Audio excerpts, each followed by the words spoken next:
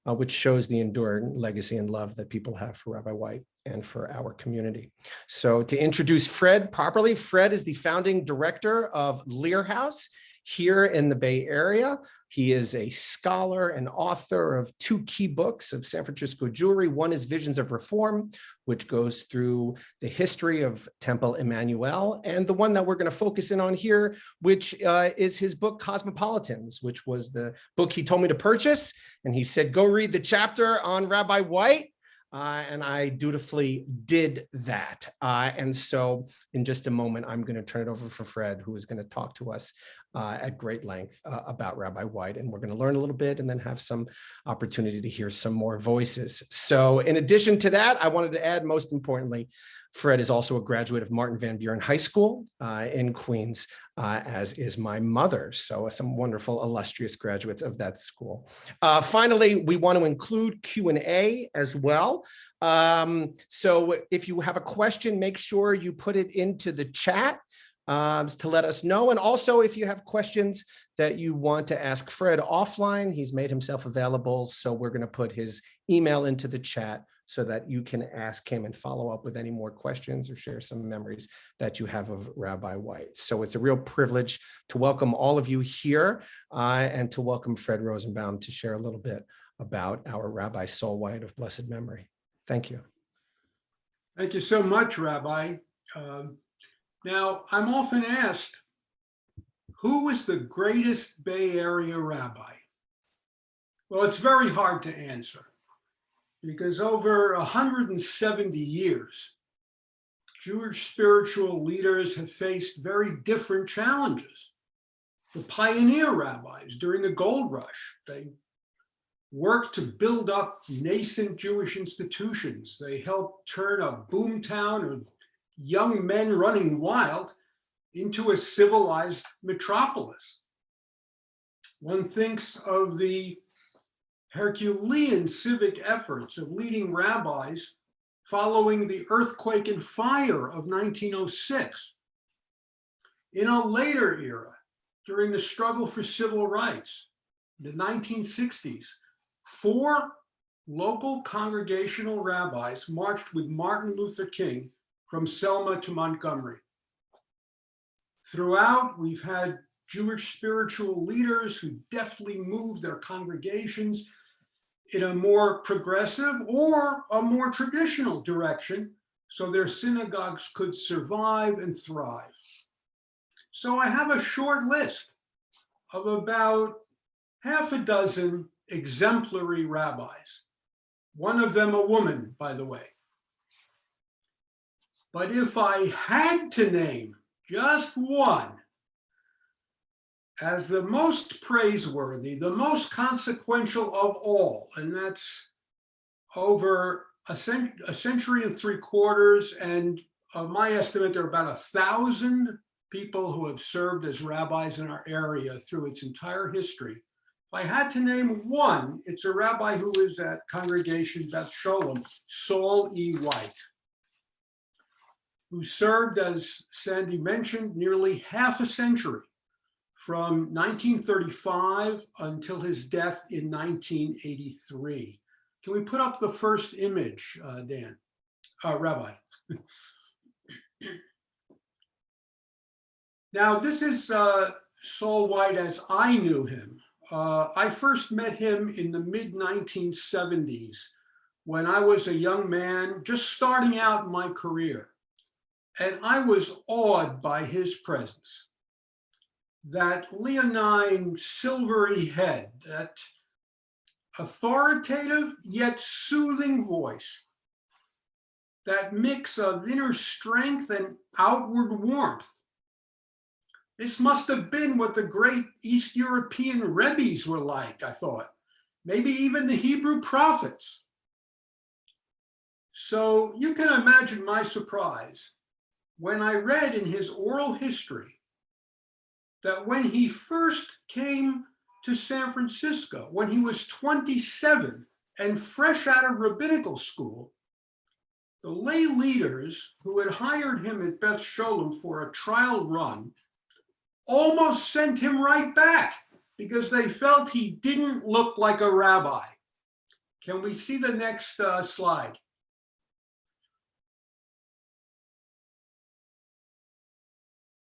And this is even a picture even later than that of Rabbi White as a young man, but I'm speaking of a time even a few years before this. Because their image of a spiritual leader was something on the order of a bearded, mature man. But though they were, quote unquote, let down, they had him conduct high holiday services anyway, since they had already paid his railway fare from the East. He remained for 48 years and not only expanded his synagogue more than anyone could have imagined, but also made an enormous impact on the larger community.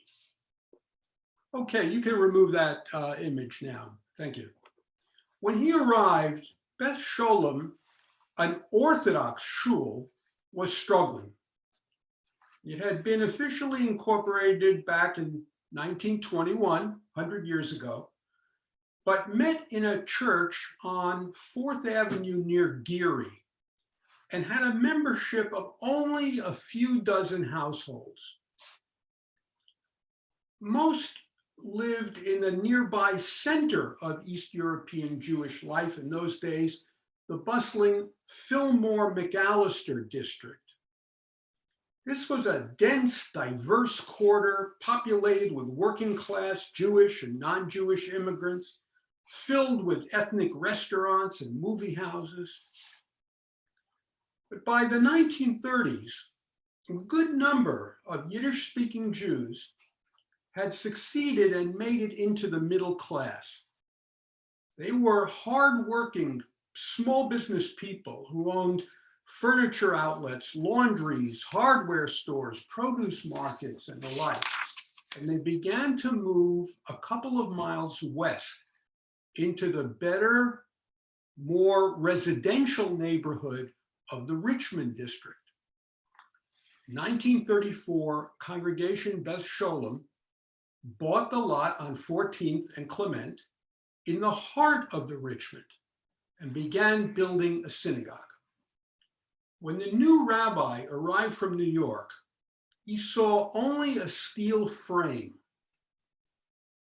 It took Saul White to put the flesh and blood into that skeleton. Now, who were the members of this congregation? As I mentioned, most had been rooted in the traditional Jewish life of the Fillmore. And even before that, the south of Market District in San Francisco. These were authentic East European Jewish neighborhoods, such as we no longer have today.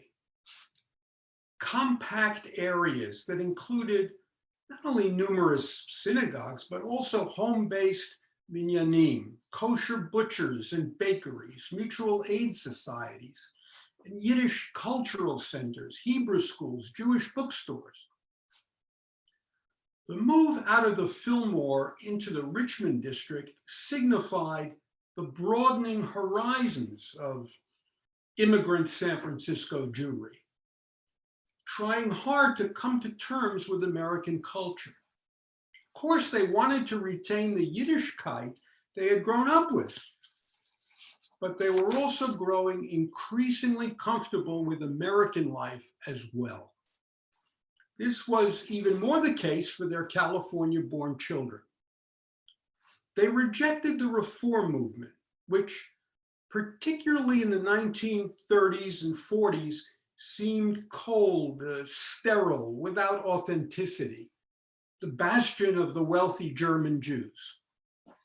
But they were also ready for an alternative to orthodoxy, which they felt too rigid and lacking in style. Saul White, first full-time rabbi of Beth Sholom, was well equipped to find that happy medium between the two. He was as rooted in traditional Judaism as any of his flock. He had been raised with his brother and 3 sisters by a devout widowed mother in a small Polish town before and during World War I. He attended a relatively modern cheder, but it was devoted largely to the study of classical Jewish texts. And he told a story that in America, many years later, well after he had become a rabbi, his mother exhorted him, Shelke, sei a bissl frimmer, means be a little more religious. Although he would be fairly liberal in his practice and beliefs in San Francisco, I think that link to the sages of the past, to the piety of Polish Jewry, that remained with Saul White his entire life. When the family immigrated to New York in 1920, when Saul was 12, a new world opened to him, that of Western civilization. He studied in a yeshiva, but he was drawn to fine art and classical music, and above all, to great literature. He immersed himself in Shakespeare and Kafka, T.S. Eliot and Ezra Pound, Blake and Yeats. Only 8 years after arriving in America, he entered New York University in Greenwich Village, majored in English, and studied under the eminent Southern author Thomas Wolfe, who was teaching there and writing his magnum opus, Look Homeward, Angel. For a while, Saul wanted to write the great American novel. And his leisure time, he spent it at Ebbets Field, avidly rooting for the scrappy Brooklyn Dodgers. Now, most important in his New York years, he fell in love with a budding American-born Broadway actress, Ruth Shapiro, with whom he began a lifelong marriage. They had met at a Martha Graham dance recital. Like Ruth, Saul was enamored of the theater and all the performing arts. But for all his worldly interests, he was drawn to Talmudic texts and enrolled in rabbinical school, significantly at the Jewish Institute of Religion, headed by the leading American Jewish personality of the day, Rabbi Stephen S. Wise, whose sermons brought overflow crowds to Carnegie Hall. There, the rabbinical student was impressed with Wise's courage in forcefully advocating social justice and in embracing Zionism. But Rabbi Wise was also impressed with the young Saul White. He had some students in the seminary who were gifted in rabbinics and others who excelled in the English language, but it was invariably one or the other. Yet in this rare protege, Rabbi Wise had both, a student who had mastered two cultures. Rabbi White followed Rabbi Wise, Stephen Wise, in supporting FDR's New Deal and the Democratic Party. This political stance also matched up with his increasingly acculturated congregants. In the Fillmore district, many of the immigrants had been socialists and some communists. Now in the Richmond district, a decade or two later, well, the large majority were liberals. And if we skip ahead in the 1960s and 70s, their rabbi would again speak for the congregation politically, a new generation, a younger generation, the baby boomers, when he drew upon Jewish sources to protest the Vietnam War and racial segregation in the South. and to back organized labor and equity in the workplace. Of course, not every member of Beth Sholom was as politically progressive as the rabbi, and at times he was met with criticism for being so outspoken, but he withstood any reproach that came his way. Now, Rabbi White was a champion of the Rumford Fair Housing Act, which passed the state legislature in 1963. And the following year, when Republicans in Sacramento tried to repeal it, he headed a march on the Embarcadero with other leading clergy in order to fight the referendum and keep the vital Rumford law in place. His unbounded energy on this issue was reflected in Herb Cain's column the next day.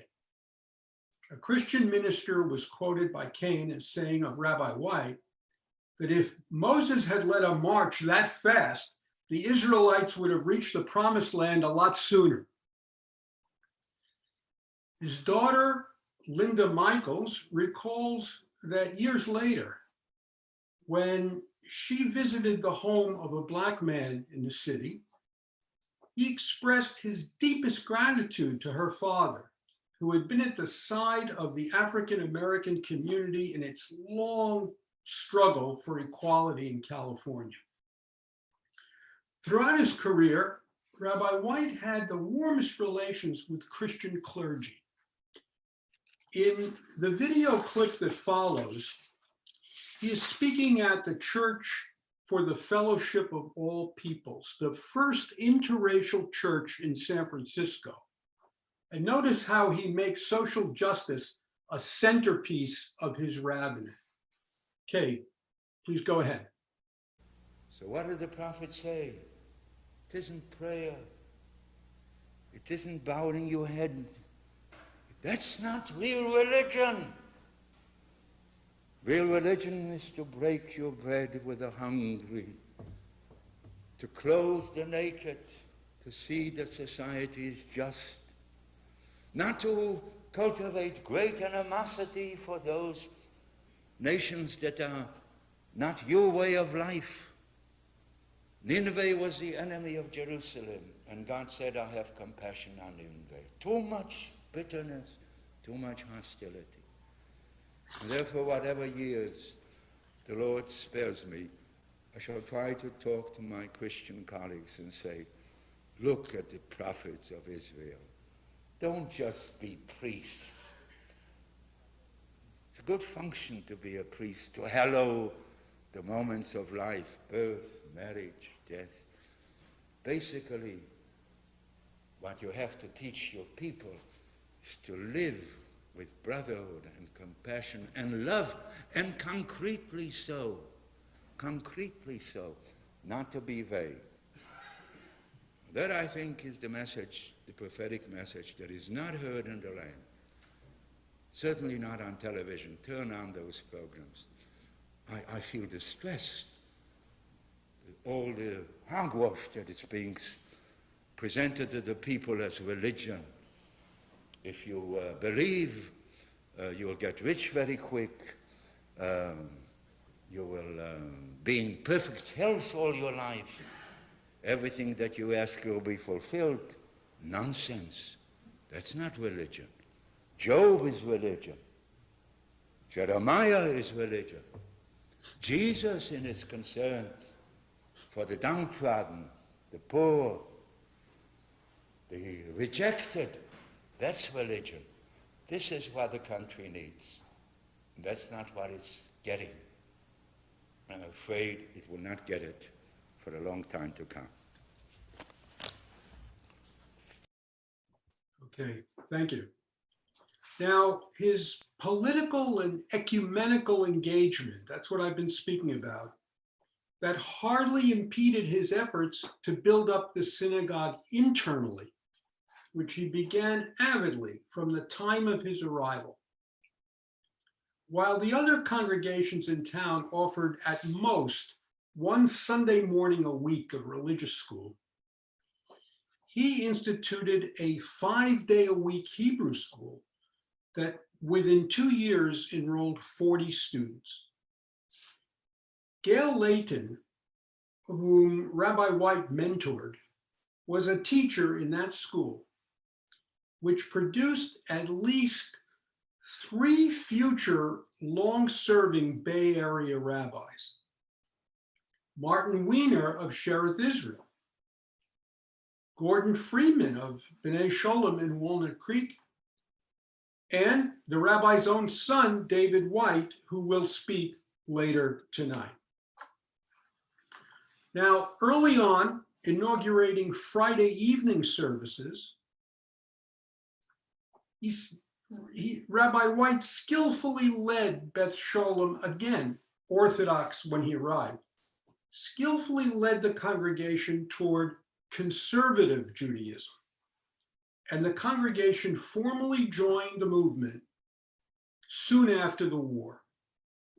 By 1949, the membership rolls had risen almost tenfold from a decade earlier to 460 families.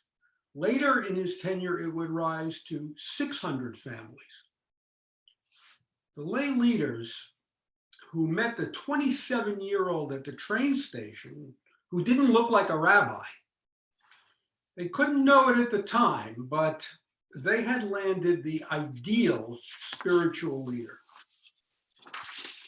Yet, impressive as all of that is, I believe his contribution to the community as a whole is even more remarkable. I want to turn to that now.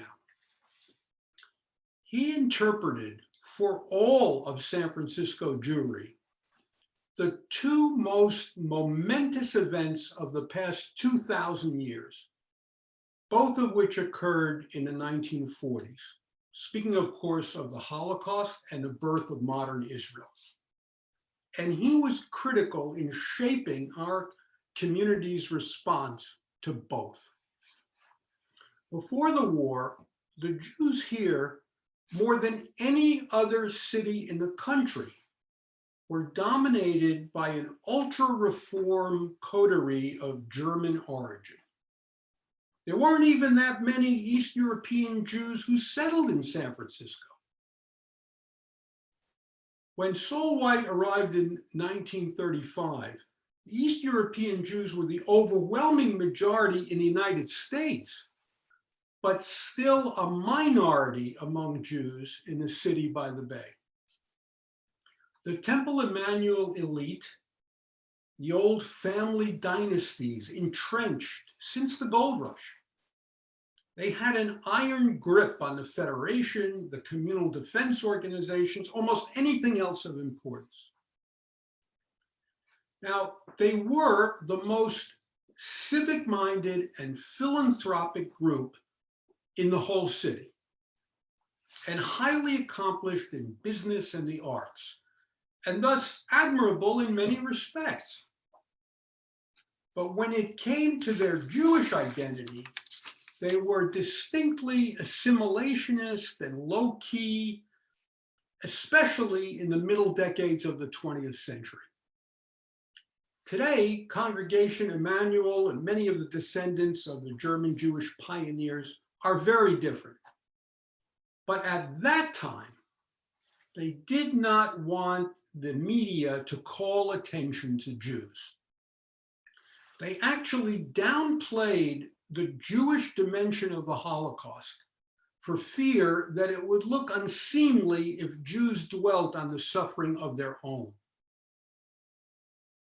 The leaders of the community underfunded Jewish education while they poured millions into non-sectarian hospitals. But perhaps worst of all, the wealthiest and most influential Jews in town staunchly opposed Zionism, even during and after World War II. They were afraid that Jews would be accused of double loyalties. That is, loyal not only to America, but also to another country, half a world away, that they would have no control over. Led by Emmanuel's powerful rabbi, Irving Reichert, a branch of the American Council for Judaism was formed here to try to prevent the creation of a Jewish state. In a short time, it drew 1,500 members and was the strongest chapter in the country. I have a copy of Rabbi Reichert's Kol Nidra sermon of 1943, right? This is the darkest moment in all of Jewish history. He told his congregation that Zionism was the greatest danger facing the Jewish people. Saul White would have none of that. The other rabbis in town were easily intimidated by Reichert and the power of the Emmanuel Blue Bloods. One example was Sheriff Israel's Rabbi Morris Goldstein, who devoted himself to pastoral work in the cataclysmic decade of the 1940s and steered clear of the great issues of the day. But Rabbi White, using his consummate skills as a communicator, vigorously spoke out against a Jewish establishment that he felt was doing the community a shameful disservice. His main forum was the Jewish community newspaper, ironically called the Emmanuel because it had been founded by that congregation's rabbi, Jacob Vorzanger, back in 1895. It was independent of the temple, however, and would later become the Jewish Bulletin, and as you all know, changed its name again to the initial J.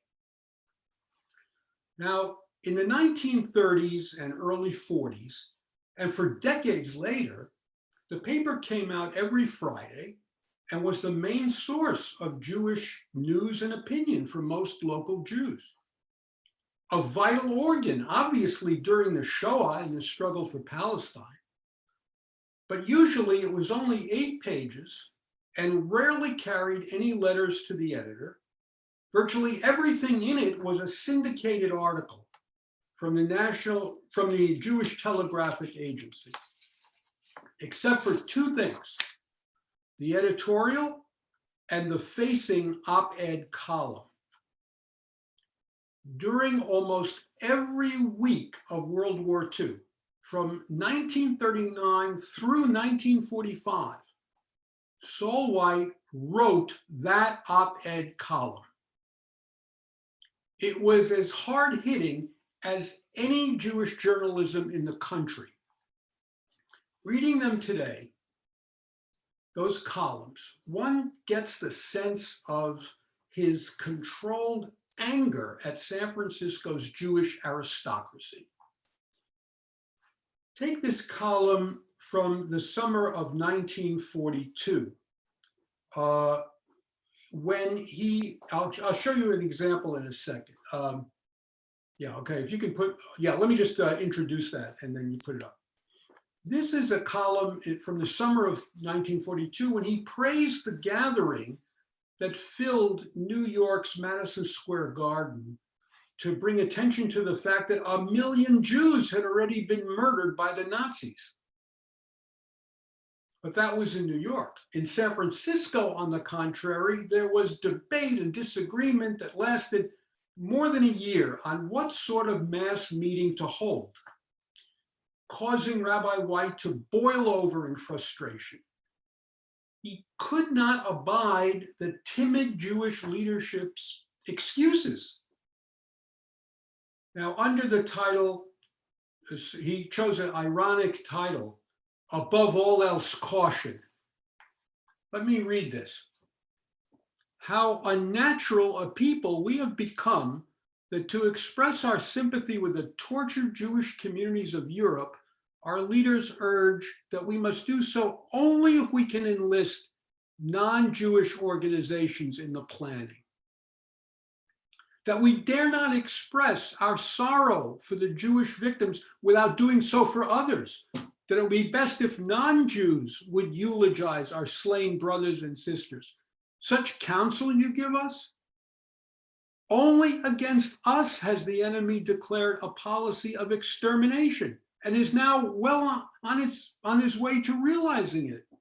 how lowly we have fallen, how deeply the acid of decay has eaten into our souls, how poor in spirit we have become. Okay.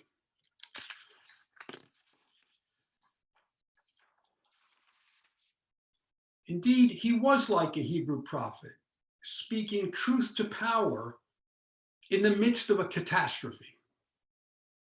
Remember, he was only in his mid-30s then, and he had been in San Francisco only 7 years. But he went up against Reichert and the whole Emmanuel elite. In column after column, he shared with his readers the excruciating pain and sense of urgency he felt. In October 1943, he wrote that, quote, 3 million Jews have been led to death by the Nazi tormentors. It was the very first mention of such a figure in the newspaper. And this was the clearest way San Francisco Jews could find out the ghastly truth. For the news articles in the Chronicle and the Examiner, like so many other papers across the country, were muted and evasive about the magnitude of the loss. And certainly the backdrop of the Holocaust increased his fury at the anti-Zionists who were running the Jewish community. When the American Council for Judaism, the group opposing Jewish nationalism, was formed in late 1942, he reacted with utter disgust. Just some of the adjectives that he used in his columns to describe the anti-Zionists: treacherous, traitorous, disruptive, destructive, holier than thou. And yes, he said, they were self-hating Jews. It's enough to make God shed tears, he wrote. Throughout 1943, he attacked Rabbi Reichert and the council in his column almost every week. The masses of the Jewish people still pray for the return to Zion, he wrote. And if the council wants to make a case of it, we will accept the challenge. Then he added, can it be an accident that the initial recruits to the council come from the more affluent members of the community? Or is it not nice to call attention to that? Now, Rabbi White did not merely take the anti-Zionists to task. He thunderously articulated the arguments for Jewish statehood, discussing its ancient origins, pointing to its present-day necessity, of course, stressing the link between religion and folk. Is anyone so naive to believe, he asked in 1942, that the people of Poland and Germany will open their gates and reestablish the exiled Jews into jobs and positions that have since been filled by others? The only effective answer to the plight of the Jew is a homeland. He was president of the board of Board of Rabbis of Northern California during World War II, but also chairman of the United Palestine Fund. That was the forerunner of the UJA. He was president of the Jewish National Fund. He was president of the local Zionist Organization of America. He was also a co-founder of the pro-Zionist and politically liberal American Jewish Congress. Rabbi White emerged as unquestionably the leading Zionist in the city. And indeed, he traveled all over Northern California advocating Jewish nationalism. He also organized and led public protests. One of the most eventful was his picketing of the consulate of Great Britain, which had slammed shut the doors of Palestine to Jews with its notorious white paper of 1939, and refused to lift it even after the Shoah. 1946, Rabbi White led several Zionist groups in a demonstration outside the downtown consulate offices. And he was appalled when a few days later, the survey committee, that's the forerunner of today's Jewish Community Relations Council, they condemned the protest. And I know this is astonishing. They published an open letter in the press apologizing to the British consul. Along with another dynamic Zionist leader, George Edelstein, the rabbi expressed his fury. In their own letter, published in the Examiner and Chronicle, White and Edelstein publicly chastised the survey committee. They wrote, "Your letter to the consulate is in our minds a betrayal of the Jewish people. Your people lie sick and bleeding, and you apologize to the British government. For a rabbi of a major congregation to excoriate the Jewish community leadership for years on end was unprecedented in the history of the Jews here. And it went far beyond their opposition to Zionism. Here's one from 1941, which touches on class issues as well. If you can put that up, please, image number 5.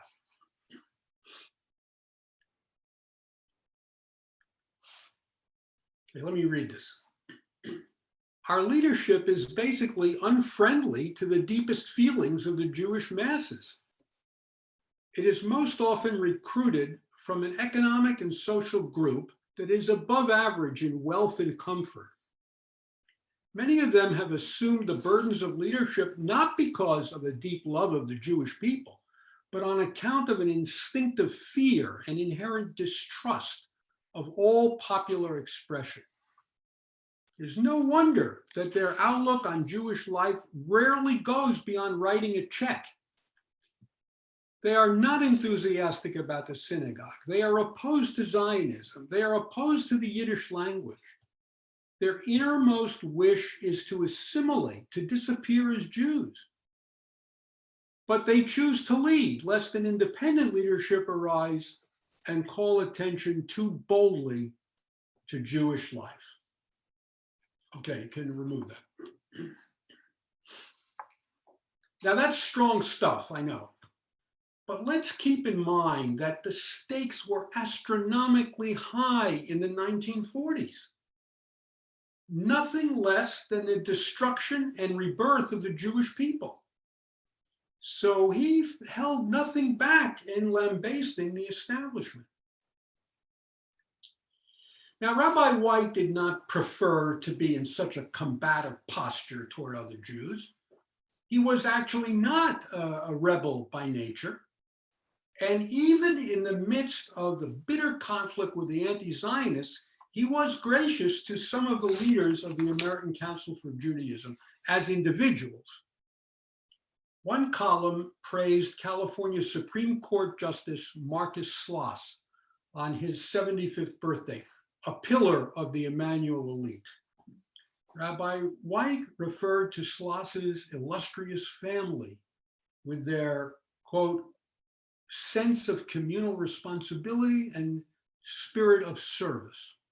He concluded, as one who has not been in agreement with all of the positions he has taken, quite an understatement, I want to tell him of the deep affection and high esteem in which we all hold him. Perhaps most remarkable was Saul White's personal friendship with Emmanuel's Rabbi Irving Riker. I think each man admired the other's depth of learning, and so they could be friends outside of their opposite views.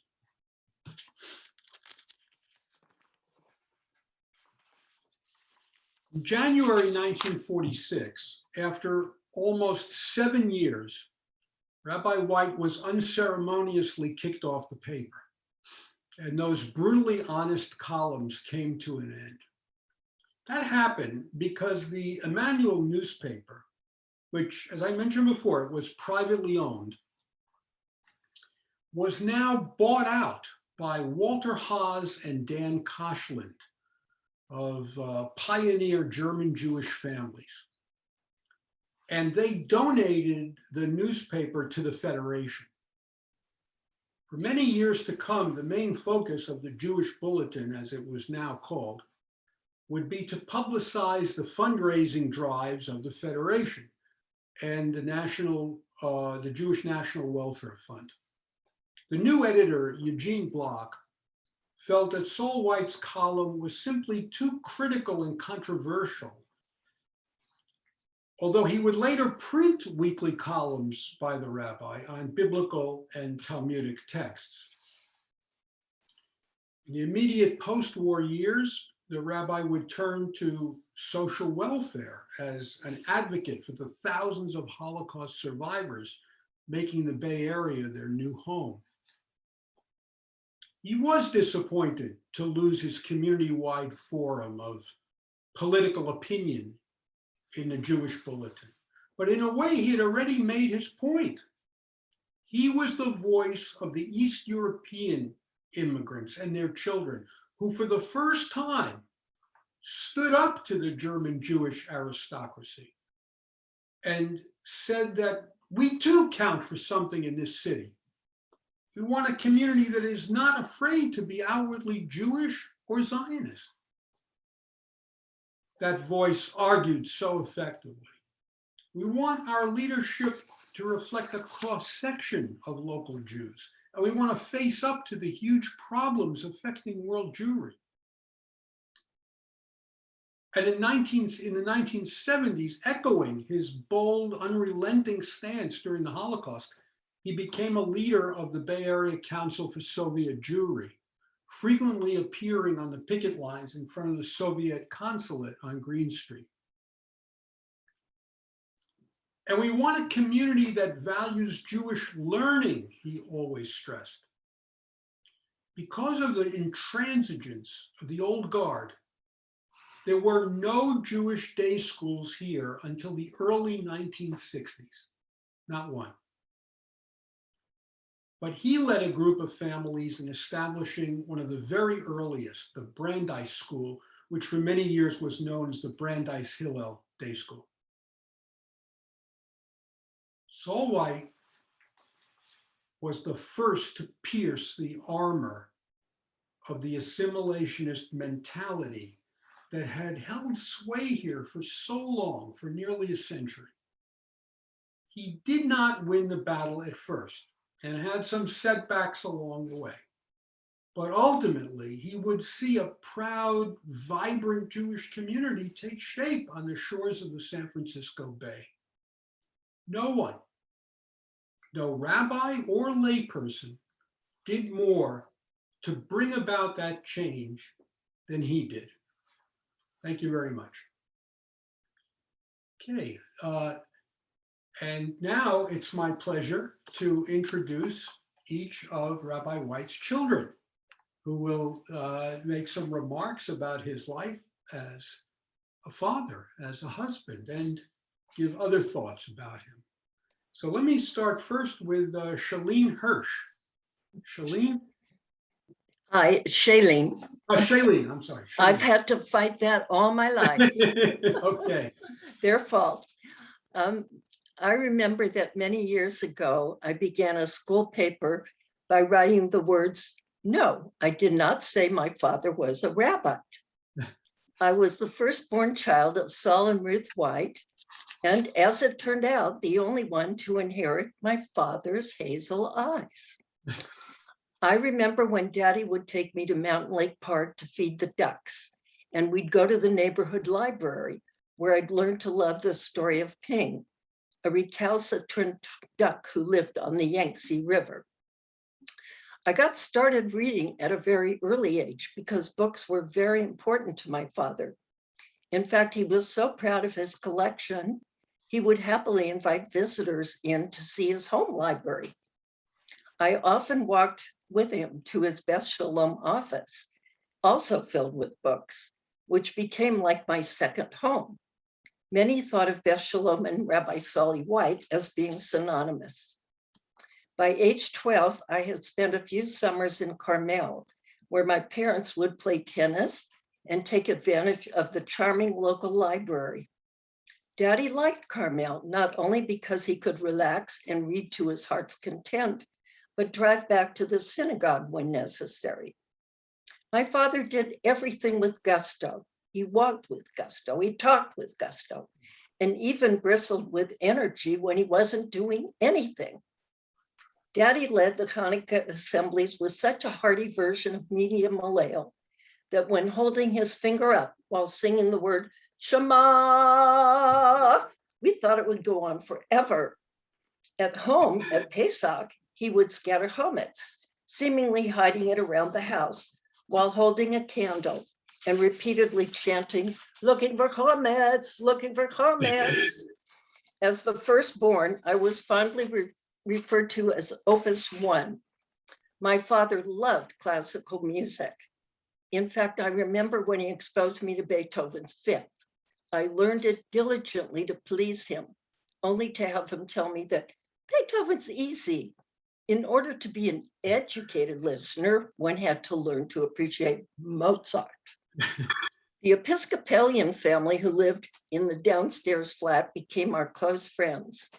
The younger brother, a musical genius, studied with Darius Miod. The older brother was my age, early teens at the time. Today, his wife, who became a nurse at Mount Zion, fondly remembers my father ministering to the infirm there. A photo of my father graces a table in my friend's living room. My Catholic next door neighbor shared with me that early on in her marriage, she had met with Daddy for counseling rather than going to a priest. And my Unitarian neighbor and I love to decorate each other's houses for Hanukkah and Christmas. We four, Episcopalian, Catholic, Unitarian, and Jew, are best friends to this day. My father passed on to me his comfort and pleasure in being with people of all races, creeds, and colors. He was a friend and admirer of the esteemed theologian Howard Thurman, and California Lieutenant Governor Leo McCarthy referred to him as my rabbi. He loved being Papa Saul to his 9 grandchildren, but nothing ever came close to his love for the state of Israel. I'll never forget one evening at the dinner table when my father, having been to Israel on a clergy's mission, started sobbing uncontrollably. When asked what was wrong, he only retreated into his private world of pain. Finally, he said, the only place to be a complete Jew is Israel. He would be very comforted and proud to know that 2 of his great-grandsons, one of whom is named after him, made Aliyah, and 4 of his great-great-grandchildren are Sabras, living in Eretz Yisrael. Beautiful. Thank you so much. Thank you, Shailene. That was beautiful. I'd like now to call on Linda Michaels.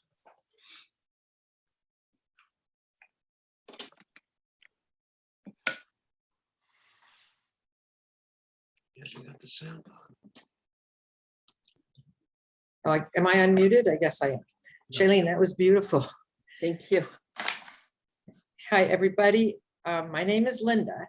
And Fred, I'm really pleased that you remembered my name because, you know, my father could never remember my name. While Shailene was opus number 1, I was opus number 2, or sometimes my favorite younger daughter. He also couldn't remember the name of the congregants, which didn't always please them. I don't think they knew it was everybody's name he didn't remember. And Fred, thank you so much for that amazing talk. You brought back so many memories for me and also taught me some things I didn't even know. I'll try to relate a few of my memories. We had a little desk in the living room where my father would prepare his sermons, and we had to be quiet. It was a small flat that we lived in, and during the high holidays, we had to be very, very quiet. Dad also liked chatting with people, albeit always briefly. while we kept kosher at home, occasionally we'd go out to dinner to Chinese restaurant, vegetarian in Clement Street or to Fisherman's Wharf. He'd walk into the restaurant while we were sitting down at the table looking at the menu, and he'd look around and he'd go up to people and say, "You look familiar," and start a conversation, a brief one, of course. And he was very familiar to so many people in San Francisco. As a young child, I asked my father what he did for work, and he told me, "I tell the people to be good." I tried to be good, knowing that as a preacher's kid, we were under the public's eye. But I wasn't always good, and when my father had to take me to court for driving and crashing my grandfather's car at 15, he made the best of it, scanning the room, saw a minister with his son, and they bonded over their mischievous children. I learned over time what he meant by telling his congregants to be good. While he was not dogmatic about religion, he was forceful about ethics. That was very important to him. And one example was, you made donations anonymously, not to get recognition or your name on a plaque. He would contrast Judaism with other religions, which stressed being good for the afterlife, while Judaism is about being good for today. Fred talked about his social concerns. I agree. He would have a lot to say about the racism, sexism, xenophobia, and overuse of the planet that's rampant today. And he would have words too about our waning democracy. Having been a child in Poland and an immigrant, he never learned to play, but he did like to walk fast. We would have to practically run to keep up. And as Shailene said, he liked to take us to Mountain Lake Park to feed the ducks and to the beach to throw stones in the ocean. When the grandchildren were around, he would walk to the bakery to bring home sweet rolls, and they called it Papa Saul breakfast. Story has it that once he was walking with a priest who told him about the rhythm method, and the result was a baby brother for me. I don't know if David knew that. He didn't like small talk. Say something intelligent was how he would greet me after school or at dinner, which had the lasting effect of making me nervous to talk at all sometimes. And when we talked on the phone, after a few words, he would say, "We've exhausted this conversation. I will put your mother on." And he did enjoy, as Fred said, art and classical music. When I was a little girl, he would dry my hair to the music of Shostakovich and Beethoven or Brahms. And he loved the grandchildren. Some of remember learning how to play chess with him. A little bit about my mom. She was an actress in New York and came to San Francisco to be with my father, thinking it was right next to Hollywood. They didn't have Google Maps then. She did do some acting in the city, but she put on plays that were at a professional level. She was a perfectionist with the congregants. My then husband was in one of her plays, and she held him back for a rehearsal when I went into labor with my daughter, Lisa. Thankfully, she let him go when she heard I was in the hospital. My dad was an adoring husband. He showed it every day in words and deeds. They were a model of a couple in love. Mom liked to sleep in, so he made breakfast for us in the morning, and he made our lunches to take to school.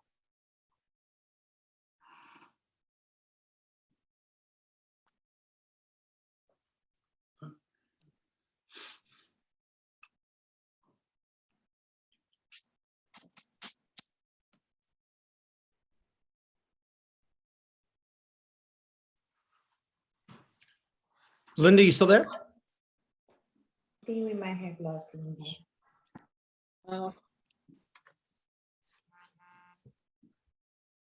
Well, that was so lovely. I'm sorry we lost Linda. It looks like our image just froze there.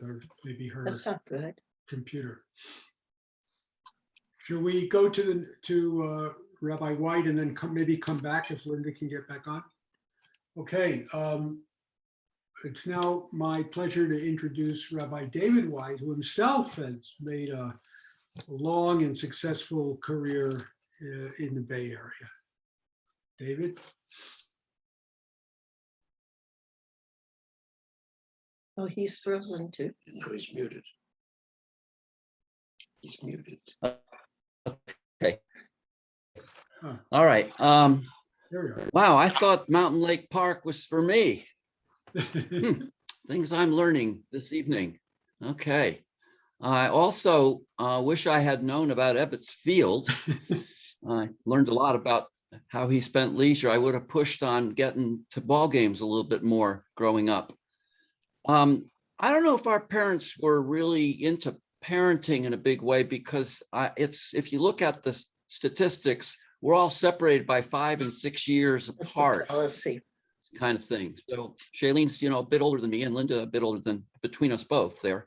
So we were I felt like a separate childhood a little bit that was going on.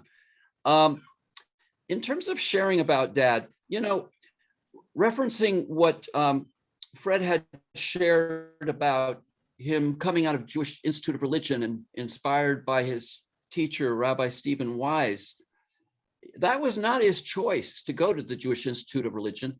He was in the undergraduate program that continues to this day at JTS as part of his programming, the joint program, on his way to the Jewish Theological Seminary.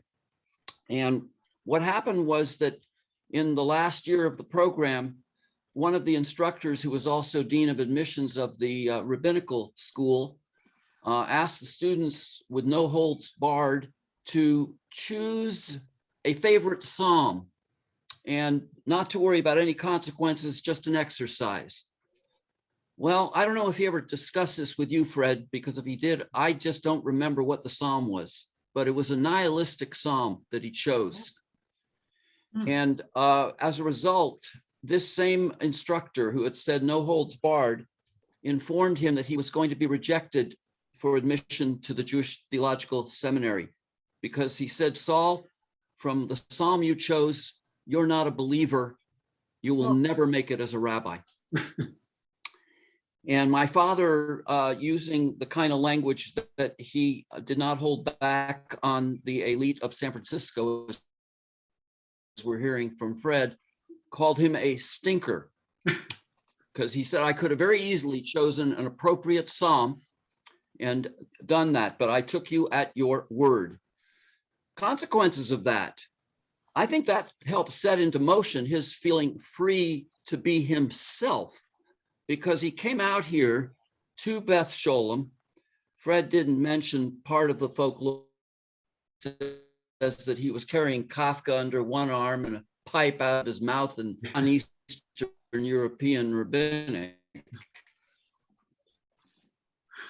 But in any case, built the largest, strongest conservative synagogue in the Bay Area. And because of the seminary rejecting him as a candidate, it's saying I'm unstable, my computer. I hope you all can hear me. Can you all hear me still? Yeah. The No, internet keep connection going. Yeah, was- because of the seminary rejecting him as a candidate. Yeah, because of, well, they rejected him. And as a result, he was beholden to no one. He built Beth Sholom, beholden to no one in the conservative movement. An honorary doctorate from the seminary because he didn't graduate there, but was very close with David Lieber with the University of Judaism and received his honorary doctorate there. Another consequence was that when I was ordained in 1975, 40 years after his ordination at Jewish Institute of Religion, consequences was I was unable to be given my certificate by my father, which was the case for any rabbinical graduates whose parents had graduated at the JTS. So that had a bit of a consequence on me as well.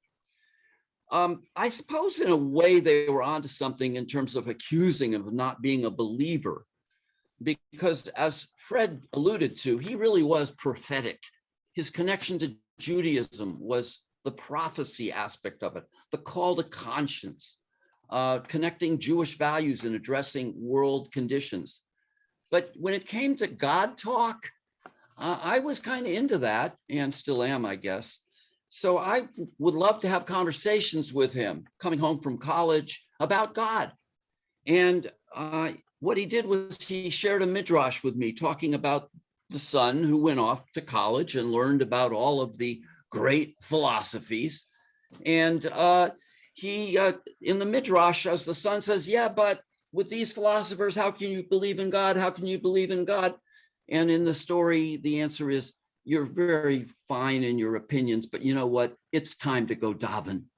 And wouldn't you know it, my father, who didn't want to talk a lot about God, he was the one rabbi that made sure there was a daily minyan in San Francisco coming out of a conservative synagogue. So he really was paradoxical in a lot of the way he lived his life. Dad was inscrutable, unknowable. I think any of us children and mom, our mom, there was a lot about him that he really held on to all by himself. He was invulnerable until paradoxically he was hit with the cancer, and he had no capacity for how to deal with it because he had always been invulnerable. And what are those values, if not values of the presence of God? Unknowable, inscrutable, invulnerable. So paradoxically, for a man who didn't want to talk about it, he emanated the qualities associated with God. I think a lot of people thought he kind of was, in a way, in his affect. Well, speaking of God and associating with timing, and in appreciation also for what Linda shared about our mom, remember Hashem's name, Yud Hey, is the verb to be. So the presence of God is in the timing of the moment. I'm sure when Beth Sholom planned this event, they didn't do it around the fact that tomorrow is our mom's 11th yahrzeit, the 5th night of Hanukkah. So mom is very connected to this evening as well. And I think that all of this just adds tremendous blessing to this wonderful celebration.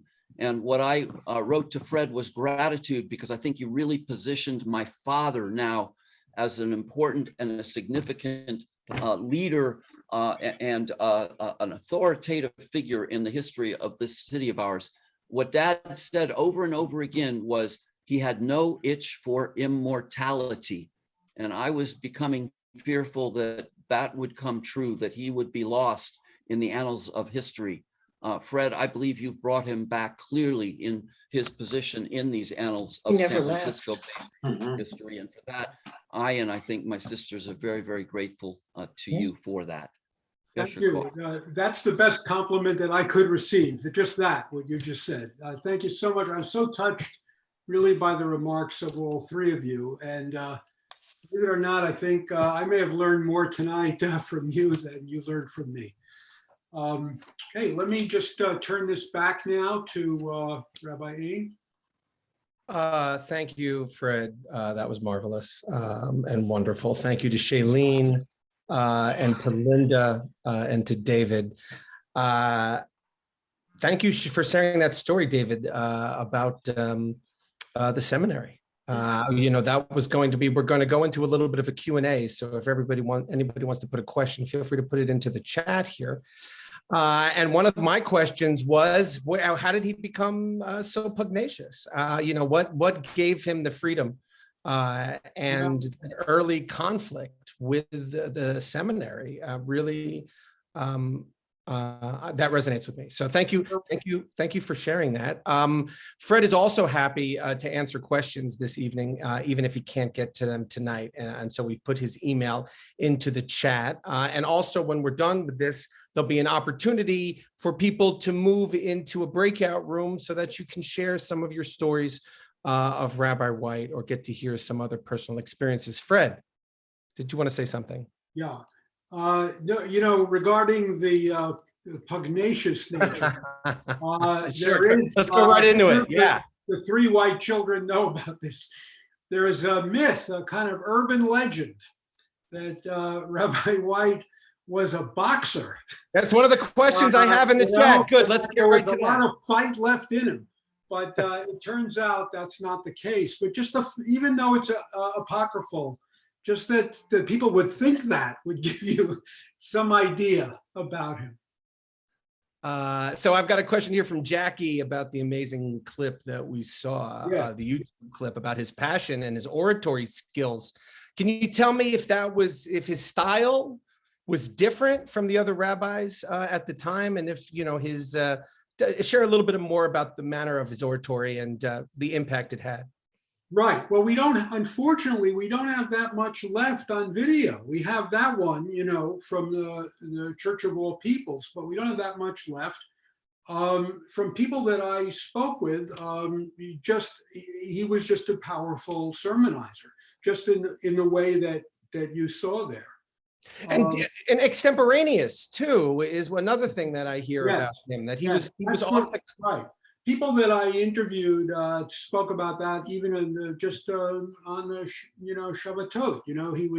He'd like to tease Cantor Reich, and they'd go back and forth. There'd be a whole patter there, and so he was not just a powerful speaker, but also very entertaining. Which matters a lot. I have a question here from Paul Bonaparte, who studied with Bobby White and Gene Kaufman at CBS. He's a friend of David's as well. Yes. Can you talk about the issues? So you mentioned, we talked a lot about the Emmanuel and his columns. Can you talk about them going missing after World War II? Yeah. The editions of the J. Yeah. Right. Well, this has to do with the history of this newspaper, from 1895 on. I think I'm the only person who's ever read every issue of that. And I can tell you. I'm sorry. Yes. Having read some of them. Very tedious, believe me. So it started off, it was actually a remarkable paper. It had, at the turn of the century, it had articles from leading Jewish thinkers from all over the world, and it was still independent in the 30s and 40s, and that was why the editor, Saul Silverman, he had the courage to print Rabbi White's, hard-hitting columns week after week. He owned the paper, but the powers that be just couldn't abide that. And so they bought him out. As you can imagine, the paper was struggling. It wasn't, he had financial issues, and they, made him a good offer. And once they bought it, this is, Dan Koshland and Walter Haas. These were, just the pillars of the Emmanuel elite. They donated it to the Federation, which then wanted something very bland. And it remained that way for a long time. Maybe some of you remember that they did bring back Rabbi White, but only in terms of classical texts and interpreting, different passages from the Talmud or the Tanakh. But then they removed him from the archives. And then the papers were gone from the archives. And this year, as part of the Centennial campaign, they're going to be digitized. And we have more about. Yeah, let me speak a little about that in case people want to get into this further. So first of all, Rabbi White's papers were donated to the Western Jewish History Center of the Magnus Museum, which was an excellent place to hold them. And that's where I was able to do my research. But I think, as most of you know, the Magnus was taken over by the University of California. It's now called the Magnus Collection. And so the papers went into the University of California Library, the Bancroft Library. And that's where they are accessible. But it's just not as easy as the Magnus Museum, where you would just walk in and go to the top floor, and these were in binders, and you could read them. But still, they're there. But let me mention the digitizing of the Jewish Bulletin, Jay. That's just a wonderful project. I was probably more pleased than anyone that that's taking place. And so you'll be able to see those key years of World War II. And you can also see the ads that the anti-Zionists ran. They ran full-page ads, this American Council for Judaism. And some of them, they would say, are you an American or are you something else? Are you loyal to some other country? This would be in bold-faced type across a full page, you know? So that pivotal debate in our community, you know, you can really trace that by looking at the paper from those wartime years. Yeah, so when that becomes digitized, I'm going to lead some classes on that, and we look. Please do. We Yeah. look forward to discussing that. That's going to be part of our centennial rollout. You know, you mentioned at the beginning, I'm here. Our associate rabbi Amanda Russell is here. There are other rabbis who are joining us. We have Rabbi Mark Bloom from Oakland, from Beth Abraham in Oakland, who's been a wonderful colleague of mine since I arrived here, been very warm and welcoming to me, wonderful rabbi at TBA. And also Rabbi Marty Weiner is here. In fact, Rabbi Bloom asked the question saying, can I hear from Rabbi Weiner? So I'm going to honor both of those rabbis and ask if Rabbi Weiner would like to say anything or ask anything.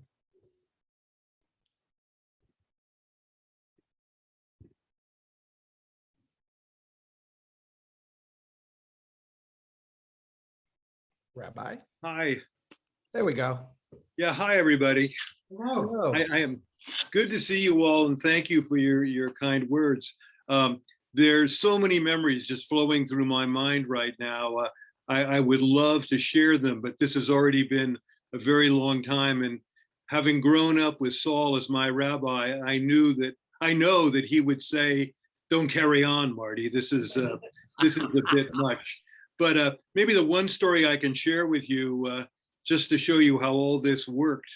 At my bar mitzvah at Beth Sholom, I was the kid in the back with a bunch of other kids who were always shushed by the older men who didn't like us talking. But at my bar mitzvah, he planted a seed. And it was really very important to me. I can still remember. We were sitting together as they used to work it out in the old synagogue, Beth Sholom. And I had gotten up there and done my thing of reading from the Torah, et cetera, et cetera. And he turned to me and said, you know, you want to think about being a rabbi. Okay, I'm serious. That's what he did at my bar mitzvah. He didn't carry on with it, but he did plant the seed. And well, I guess the rest is history. I have some really funny stories about coming home from college when a professor of philosophy, told all of us, look, the professor of philosophy, actually was a TA, said something like, I come from a Jewish family, but nobody really should believe in God these days. And I was shattered, okay? So I remember going to a Shabbat service and Saul took over. So lots of stories, but the bar mitzvah one is probably the one I'd like to share with you. Thanks for letting me share it. Great. Thank you to Rabbi Weiner and to Rabbi Bloom. It's great to have both of you here. I want to acknowledge Jeffrey, who is Rabbi White's grandson, who writes in the chat. My wife, Lara, the former Magnus Museum archivist, is now the head of archival processing at the Bancroft. And anyone who has questions about anything from the former Western Jewish history collections is welcome to contact her. I've already given Jeffrey my email privately in the chat. I'd love to maybe take a group over to the Bancroft. I think that would be a lot of fun for us as a community. I have a question here. I know we have run a little bit long, but it's never stopped me before. I have a question here from Steve Miller, which is back to the Holocaust years and his relationship with Rabbi Wise. Are there letters of communication between him and Stephen Wise, arguing for him to be more assertive in his relationship with FDR? Oh, that's a fascinating question, isn't it? I think what many of you know is that Wise was a personal friend of Roosevelt, could even write him a letter, dear Franklin. But it's true that during the Holocaust, Wise, was not as assertive as his rival, Abba Hillel Silver, who was much more aggressive. So that's a really interesting point. I don't have an answer to that, but I really admire that question. And that's something I would like to see, maybe going through his papers, if there is any communication. between the rabbi and his mentor, Stephen Wise. That's just a very, very interesting point, but I don't have an answer to it. Yeah, it would be good to know. And I also want to mention that Jeffrey has also added that he wants to share this story about Saul White. He says that Papa Saul called me from the hospital just before he died when Jeffrey was away at college. And he told me, Jeffrey writes in the chat, he told me he was going to die and that he was ready to meet God and not afraid, and that I should not be afraid. This has stayed with me as a source of comfort. Wow. You know, Dan, I was just coming back to that question you asked. Maybe Rabbi David White has an idea of that. David, did your father, what was your father's evaluation of Stephen Wise? You know, did he ever mention him when you were growing up? Or even if Linda or Shailene know about that?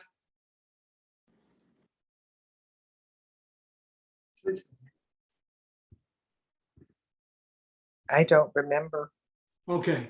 I know that I know he had a good relationship with him, but I don't know Okay. more. Okay. Well, we have more research to do ahead of us, Fred. Yeah. I look forward to doing that with you. All right, so maybe just one more question here. Greg Nell writes, did Rabbi White ever experience backlash from his own congregation? Did his own congregation ever tell him, you know, what are you doing here, for his staunch positions? I'm curious about that as well. Yeah, okay. I would say only up to a point. There were people who disagreed, of course. But as the years went on, I mean, this wasn't, you know, someone that you could really, you know, you could really confront or get him to change his opinion, or, you know, he was, you know, to use good luck, like a living legend. He's built up the congregation. He's, you know, turned the whole community around. You know, someone may disagree with a certain position he took, but he could withstand that. So one of the secrets of my dad Yeah, that really made him so impactful was the fact that he was old school rabbi in terms of fundraising. And he so out fundraised any of the board and anyone else that it gave him the wherewithal to withstand opposition on many levels and in many capacities. So yes, I think he was very able, because of the logistics and the procedurals. It spread into all the other areas that made him so effective. You know, I can say that in the research I've done on so many of the rabbis in our history, you know, were just so progressive and so outspoken that they angered the board of directors and they were removed. You know, I can think of one example, Jacob Weinstein at Shereth Israel, you know, around 1930. I mean, just one example, but there are many, many others. But I don't think this was ever, that Rabbi White was ever in danger of that. Mm-mm. I have one more comment here. Let me read it from Linda Steinberg, and then I'm going to give it back to Sandy for some thank yous. So Linda writes, Rabbi White was progressive as regards to women's roles in Judaism. I think this is also important. He allowed girls to have a bat mitzvah before other congregations. Linda writes, she was the second bat mitzvah, and Judith Stein was the first. Judy Stein still volunteers in our office. And I think that's an important part of his legacy and an important part of the first century of our community in our egalitarian approach to Jewish life in general, and which I think is a beautiful thing that he was on the forefront of. Linda is back with us. Hi, Linda. Hi. I'm sorry. There's a storm where I am and the internet went out, but I've got it on the telephone now. Where is she? Well, it's good to see. Was there anything you wanted to add? Well, there've been so many important things and important people speaking, and I don't know. I missed a lot of what was said by my brother, for example. There were just a couple of other things that I think were kind of amusing, but I don't know whether I should keep going or not. Well, thank you for coming. It was really nice to see your whole family here. Thank you. And to Thank connect with them. And I'm connecting behind the scenes already with Jeffrey and with Lara, and we're going to go take a group to the Bancroft, and we're going to figure out how to continue to share memories of your father.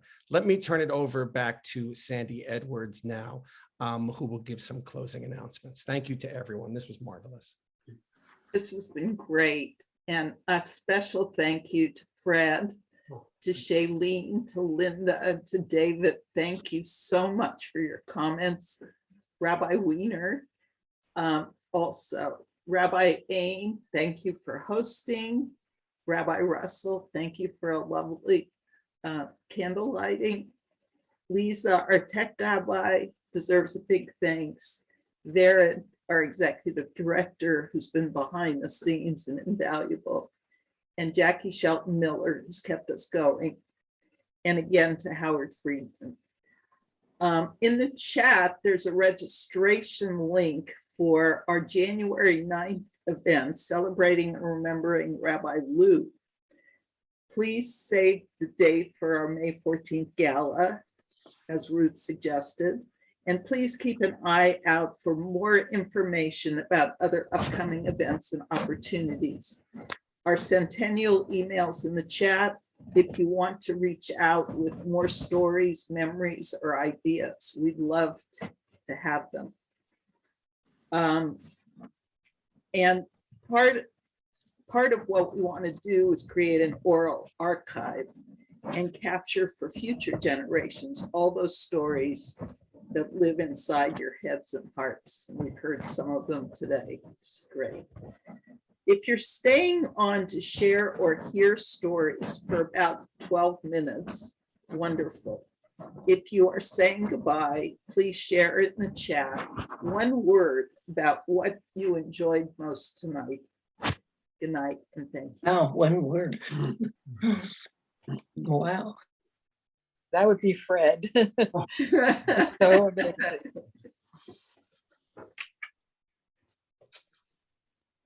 Let me come back now here. And first of all, I would love to put in the chat the registration for the Rabbi Lou event. It's there. Oh, it's there already. Okay, good. So I would love everyone, if they're interested, to sign up. This was a fantastic event. Kol hakavod to Sandy, to Ruth, for all of our volunteers for putting it together. We're now going to have an opportunity to do a little to share. A number of you are still here, and we want to give you the opportunity to talk to each other and to share a personal memory or story of Rabbi White, or something that you learned tonight about the impact that Rabbi White's legacy has had on you, on CBS, or on the Jewish community. And so we're going to go right now into breakout rooms. So if Lisa, could you please prompt everyone so that we can head into that? Okay. To come back here, I have to say that really amazing group here that have wanted to stay on and to share memories. I want you to know that I am very committed to continuing the memory and the teachings of Rabbi Saul White.